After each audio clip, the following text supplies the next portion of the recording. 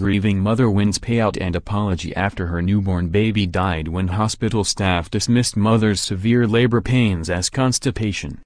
A grieving mother whose baby died when her severe labor pains were dismissed as constipation has been given an apology and payout by the hospital that treated her.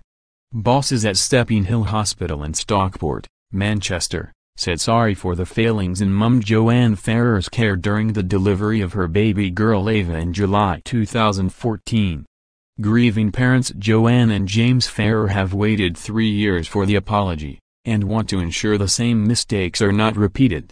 Joanne, 41, said she knew she was in labor when she started to experience severe pain and discomfort on July 7, 2014. But when she arrived at Stepping Hill in Stockport, doctors said she had an infection and insisted she was constipated. The mother of two claimed she was dismissed by one medic as a time waster. It was only when Joanne suffered a bleed that her labor was confirmed. Her daughter Ava was born after a cesarean section. But Joanne and James were devastated to learn their baby had suffered severe brain damage during delivery. The couple then made the heartbreaking decision to turn off their daughter's life support machine at the Royal Oldham Hospital on July 12.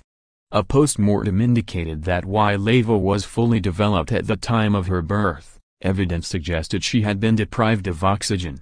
Joanne, from Ashbourne in the Peak District, said, "I did everything I was told by hospital staff, so was stunned when I had some issues with them. At one point I overheard a doctor refusing to examine me and calling me a time waster, while it was also suggested that I have a natural birth despite the issues with my previous pregnancies. It was an incredibly upsetting time." An inquest into her death concluded Ava died of natural causes, contributed to by neglect. Joanne added, "Having had 2 children already, I knew what I was experiencing was undoubtedly labor.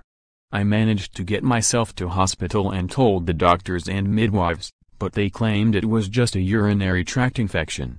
To make matters worse, when tests came back clear I was then told I was constipated and given medication for it. I was in utter disbelief as no one was listening to me." Following their daughter's death, the couple instructed specialist medical negligence lawyers at Irwin Mitchell to help them hold Stepping Hill to account. Lawyers managed to secure a settlement as well as a written apology from Ann Barnes, chief executive of Stockport NHS Foundation Trust.